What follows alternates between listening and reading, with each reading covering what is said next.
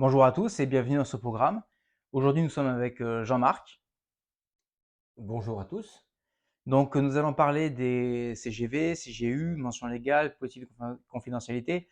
Alors ça, c'est un thème qu'on voulait absolument aborder aujourd'hui parce que c'est vrai que ça fait maintenant 2 ans qu'on accompagne les entrepreneurs et on voit que eh bien, cette partie-là est un peu délaissée, un peu mise de côté et finalement, bah, c'est une pierre angulaire du business. C'est quelque chose qui est, en plus d'être obligatoire, qui est nécessaire, qui est vraiment très importante pour la protection de votre société. Et donc, si vous voulez grandir, si vous voulez scaler, eh bien, c'est une étape obligatoire. Et aujourd'hui, ce qu'on voulait faire dans ce programme, c'était lever un petit peu ce voile et ces méconnaissances-là pour comprendre et voir comment on peut appliquer ces textes dans le quotidien et ce que ça peut apporter à l'entreprise. Alors avant ça, est-ce que tu pourrais un petit peu te présenter pour qu'on puisse savoir d'où tu viens et pourquoi au final tu es légitime à nous parler de ça? Bien oui, bien sûr. J'ai travaillé pendant plus de 35 ans dans une grande banque internationale. J'ai commencé à gérer un portefeuille de PME, d'entreprises, comme client ou comme prospect. Et puis ensuite, j'ai basculé dans le secteur des risques, où j'étais donc directeur des risques. Et là, j'avais deux métiers différents. J'étais d'abord directeur d'un comité de crédit, donc je recevais toutes les demandes de crédit, j'analysais les dossiers, je validais ou je refusais les crédits. Et puis surtout, ce qui peut nous intéresser, je crois, aujourd'hui, c'est que j'étais également directeur de risque opérationnel. Donc, qu'est-ce que le risque opérationnel dans une banque? C'est de lutter contre quatre éléments importants: les fraudes, les escroqueries, le blanchiment, le financement du terrorisme et les violations d'embargo. Et pour ça, notamment pour lutter contre le financement du terrorisme, je travaillais en liaison avec les services de renseignement français. Donc j'ai travaillé dans tous ces domaines-là, et notamment par rapport au risque opérationnel, au contrôle des opérations de nos clients PME. Il m'arrivait de bloquer des comptes quand je ne comprenais pas ce qui se passait, de prendre contact avec l'entreprise et quand j'étais rassuré, de débloquer les comptes. Voilà un petit peu le travail que j'ai pu faire pendant 35 ans dans cette grande banque internationale.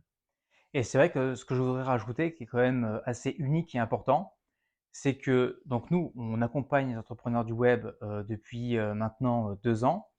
Et ce qu'on a fait est assez unique. C'est-à-dire que d'un côté, généralement, il y a les entrepreneurs qui font leur business, etc. Et de l'autre côté, on a les banques. Et c'est deux mondes, en fait, qui ne se parlent pas. Les banquiers ne vont pas dans le monde du web et les gens du web ne vont pas vers les banquiers, vers tout ce monde-là centralisé. Et donc, en fait, nous, là où on a trouvé un équilibre extraordinaire, et c'est là où on apporte vraiment une plus-value, c'est que on fait ce lien grâce à toi, on fait ce lien justement entre, on va expliquer derrière du rideau, entre le monde de la banque et le monde du business.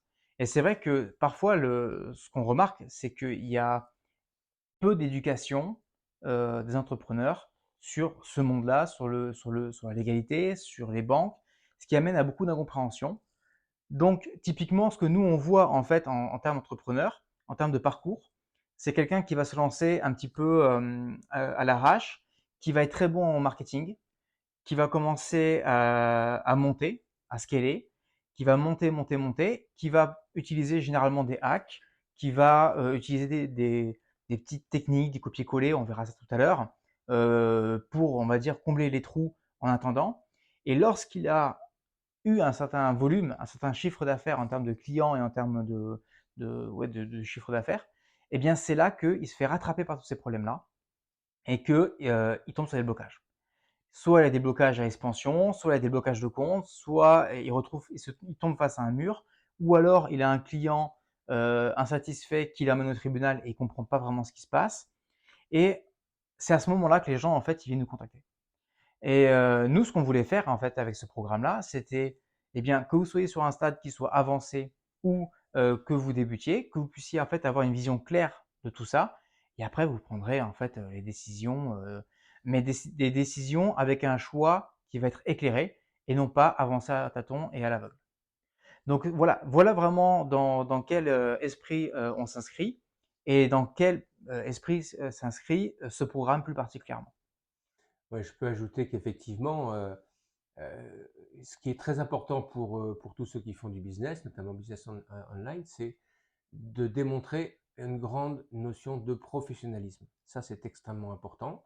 Il faut savoir, et beaucoup ne le savent pas, c'est que des enquêtes régulières sont faites sur les entreprises, que ce soit le processeur de paiement, que ce soit les banques, qu'elles soient néobanques ou une banque traditionnelle, peut faire une enquête sur votre business sans que vous le sachiez.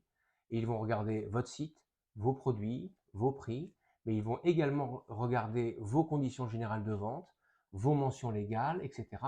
Et si vous avez simplement été sur Internet pour faire du copier-coller ou simplement faire du copier-coller de CGV de vos concurrents et que vous n'avez pas professionnalisé vos CGV, vous ne les avez pas adaptés et individualisés très fortement par rapport à votre propre entreprise, vous ne démontrez pas un grand niveau de professionnalisme et donc vous créez un doute, une inquiétude et qui peuvent déboucher éventuellement sur des blocages de compte. Donc, les conditions générales de vente, on en parlera tout à l'heure plus précisément sur qu'est-ce que c'est, comment ça fonctionne, qu'est-ce qu'on doit mettre dedans. C'est vraiment un élément extrêmement important de témoignage de votre professionnalisme. Et ça, c'est très très important et c'est un peu trop négligé quand on est face à une entreprise et qu'on a un doute. Eh bien, on va faire une enquête. Moi, j'ai fait des enquêtes sur les entreprises et si je tombe sur des conditions générales de vente qui font une page et demie en 5 articles, généralement, ça finit par une fermeture de compte ou ça finit par un blocage de compte. Donc, il faut vraiment travailler ce sujet qui est un peu trop négligé. Les jeunes chefs d'entreprise dans le business online, et c'est normal, ils travaillent sur leurs produits, leurs funnels, leur marketing, etc., sur leur site. Ils travaillent beaucoup là-dessus. Et toute cette partie conditions générales de vente, etc., qui est obligatoire, ils le sentent bien, donc ils vont faire quelque chose, mais ils le font un peu rapidement et on a très très souvent constaté auprès de nos clients que ce qu'ils avaient fait tout seuls en conditions générales de vente était très largement insuffisant et au contraire démontrait un manque de professionnalisme qui peut leur poser problème vis-à-vis de tiers que sont les clients d'abord, on en parlera tout à l'heure, mais également les processeurs de paiement ou les banques. Et dernier point, et je voulais terminer là-dessus, c'est que, et ça on en parlait, c'est que ce qu'il faut comprendre, c'est mettez-vous à la place en fait du banquier. Le banquier, c'est un généraliste du business et c'est un spécialiste de la banque. Mais ça reste un généraliste du business. Ce qui fait que vous, de votre côté, vous connaissez votre métier, vous connaissez votre produit, vous connaissez votre marketing, vous savez par cœur comment ça fonctionne, le parcours client, etc. De son côté, lui, le banquier, ne voit pas tout ça, ne le comprend pas. Donc, comment peut faire en fait un banquier pour juger et jauger de votre sérieux s'il ne connaît pas votre travail? Eh bien, il va se baser sur des éléments que lui connaît et qui vont refléter en fait votre professionnalisme, qui vont être, entre autres, tous ces textes légaux qu'on va voir ensemble. Et si jamais d'un œil extérieur, comprenez bien ça, soyez un petit peu empathique, d'un œil extérieur, en fait, si on arrive sur un site, on vous dit, l'entrepreneur vous dit non, mais moi je suis très sérieux, j'ai un bon produit, etc. Et qu'on arrive sur des CGV qui sont totalement négligés, eh bien c'est un très mauvais reflet de votre professionnalisme. Et c'est ce que je dis souvent, c'est que en fait, vos textes légaux vont servir de thermomètre pour comprendre à quel niveau vous êtes avancé dans le souci de ce fameux professionnalisme. Donc je pense qu'on a fait déjà un bon tour. Qu'est-ce que, avant qu'on commence à rentrer réellement dans le technique, qu'est-ce qu'on va chercher à apporter aujourd'hui dans ce programme pour les gens qui nous regardent? Leur faire comprendre donc toute l'importance de ces mentions légales pour plusieurs points. Le premier, évidemment, c'est que c'est légal, c'est-à-dire que c'est obligatoire. C'est-à-dire que vous avez l'obligation en B2C, pas en B2B, mais en B2C, vous avez l'obligation de présenter sur votre site 4 choses. Des conditions générales de vente, on va voir ce que c'est un contrat entre vous et puis les acheteurs. Des conditions générales d'utilisation qui vont expliquer tout le cheminement d'une commande, d'une livraison, etc. La politique de confidentialité, qui est légale également, comment sont protégées vos données personnelles qui sont communiquées aux commerçants, et enfin les mentions légales qui décrivent le commerçant. Qui êtes-vous? Donc la première chose, c'est légal, vous devez en avoir, la première chose. Et ce n'est pas le plus important. Le plus important, c'est que tous ces éléments, et notamment les conditions générales de vente, c'est un contrat qui est passé à chaque fois entre vous et le client, et qui prévoit tous les cas. On va voir le détail tout à l'heure. Qui êtes-vous? Que vendez-vous? Comment le vendez-vous? Et comment sont gérées toutes les éventuelles difficultés liées à la vente. Le plus important, c'est que des conditions générales de vente bien faites sont protectrices pour votre entreprise. Vous allez protéger votre entreprise en prévoyant tous les cas. Je commande, il y a un problème sur la commande, il y a un problème de livraison, il y a un problème de contestation, les prix sont clairement exprimés, tout est clair, tout est précis, tout est équilibré et non contestable par un client. Et donc, vous allez vous protéger, notamment en évitant les litiges, les contestations abusives qui peuvent exister chez certains clients. Et puis, évidemment, ça va impacter votre taux de litige. Donc, il est important, par exemple, que ces conditions générales de vente, très précises, équilibrées, légales et protectrices pour votre entreprise, soient parfaitement connues par votre SAV. Votre SAV devrait, on exagère un peu en disant connaître par cœur les CGV, mais votre SAV doit avoir toujours sur la table les CGV et à chaque coup de téléphone, à chaque contact mail d'un client qui conteste, la réponse doit être dans les CGV et c'est ce qu'on appelle le déminage. Votre SAV, s'il connaît bien les conditions générales de vente, va déminer, désactiver un maximum de contestation de litige et donc à terme va faire baisser votre taux de litige. Je vous rappelle que ce taux de litige imposé par le GIE, Mastercard et Visa vous impose d'avoir des taux de litige inférieurs à 1%. Si vous avez un SAV qui n'est pas réactif, un SAV qui ne connaît pas bien les CGV, qui ne sait pas trop quoi répondre quand un client n'est pas content et que votre taux de litige augmente, vous allez finir par un blocage de compte, un bannissement et un blacklistage, etc. Donc voilà un peu ce que ça peut apporter. Le côté légal, ça apporte une grande protection à votre entreprise et puis ça apporte, on l'a dit tout à l'heure, la preuve de votre professionnalisme vis-à-vis des tiers, notamment processeurs de paiement ou banques, qui peuvent faire une enquête sur vous et qui peuvent regarder et constater que vos conditions générales de vente sont sérieuses, complètes, équilibrées, claires, légales et protectrices. Et à partir de là, vous aurez démontré votre professionnalisme. Voilà quel est l'intérêt d'avoir tous ces éléments le plus précis et surtout le plus personnalisé possible à votre entreprise. Alors, si aujourd'hui, moi, je suis commerçant, e-commerçant, infopreneur, etc., et que je n'ai pas de CGV sur mon site, est-ce que la vente que je vais réaliser est toujours, on va dire, légale, valide, ou est-ce que ça invalide quelque chose, ou est-ce que ça a un impact quelconque?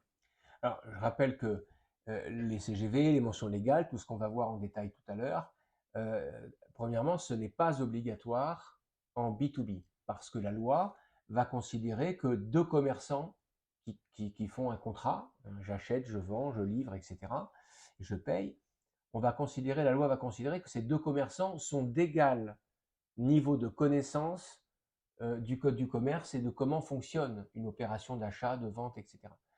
Par contre, c'est obligatoire en B2C. Pourquoi? Parce que la loi va chercher à protéger le consommateur qui n'est pas forcément au même niveau de connaissance du code du commerce et des fonctionnements d'un achat-vente.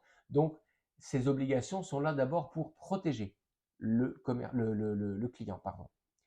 Donc, on comprend bien qu'à partir de là, un commerçant qui vend sur Internet et qui n'a pas de mention légale, qui n'a pas de CGV, alors déjà, il n'est pas protégé lui-même, mais surtout, ce qu'il vend devient illégal, puisqu'en fait, il ne répond pas aux obligations de protection de son client. À partir de là, l'achat, la vente peut être contestée et quelqu'un qui n'a pas de mention légale, qui n'a pas de conditions générales de vente, peut se voir contester tout ce qu'il a vendu et même le fait même qu'il ait le droit de vendre. Je rappelle également que l'absence de conditions générales de vente sur un site, c'est 15 000 euros d'amende. L'absence de mention légale, c'est 375 000 euros d'amende. Donc, on a dit tout à l'heure que ce n'était pas le plus important. Le plus important, c'est la protection de l'entreprise par rapport aux clients et aux litiges. Également, la démonstration de son professionnalisme vis-à-vis des tiers, processeurs de paiement et banques. Mais néanmoins, on voit bien ici que la loi a tout fait pour protéger le consommateur et que s'il n'y a pas de mention légale, s'il n'y a pas de conditions générales de vente sur un site, eh bien, les ventes peuvent être contestées. Donc, c'est une explosion des litiges, une explosion des demandes de remboursement, et au pire, ça peut aller jusqu'au tribunal avec des amendes extrêmement importantes, avec peut-être une condamnation de fermer le site, de fermer l'entreprise, etc. Donc oui, c'est très important et celui qui commerce et qui, n'a pas de conditions générales de vente se met forcément en danger, d'avoir des problèmes. Nous avons eu récemment, il y a quelques jours à peine, un client nous a contacté. Il a voulu acheter une formation de mémoire à 3 500 €, et il devait payer un acompte de 1 500 €. Et puis, donc, il a payé l'acompte de 1 500 € et puis il a voulu se rétracter parce que finalement, il ne voulait plus faire cette formation, il voulait se faire rembourser. Bref, il voulait utiliser son droit de rétractation de 14 jours qui est légal français comme européen. Et le commerçant lui a dit: «Non, non, moi je rembourse pas, j'ai touché les 1 500 €, débrouillez-vous, faites un crédit pour me payer le solde». Et ce client nous a interrogés et nous avons analysé son dossier et qu'est-ce que nous avons découvert? Nous avons découvert que le commerçant, qui n'était pas en France d'ailleurs, et qui avait donc reçu ces 1 500 € d'acompte, n'avait ni mention légale, ni conditions générales de vente sur son site. Donc il était en toute illégalité. Donc on a aidé le commerçant non pas à discuter sur j'ai un droit de rétractation, vous êtes obligé de l'appliquer. Nous avons été au plus simple en disant monsieur, vous n'avez ni mention légale ni conditions générales de vente, vous êtes en totale illégalité. Donc vous allez me rembourser et si vous ne le faites pas, je fais un signalement aux autorités légales et qui vous feront fermer le site et vous aurez de très grosses amendes. Et le simple fait qu'on ait répondu ça, le client a récupéré ses 1 500 € dans les 24 heures. Preuve que même ceux qui passent, qui sont un peu underground, eh bien, ceux-là même savent qu'ils ne font pas ce qu'il faut. Et donc, ben, la preuve, c'est que, le client a été remboursé et que donc le commerçant qui ne joue pas le jeu n'a pas été protégé. S'il avait eu des CGV, il aurait pu se protéger. Il ne l'a pas fait. Il n'était pas protégé.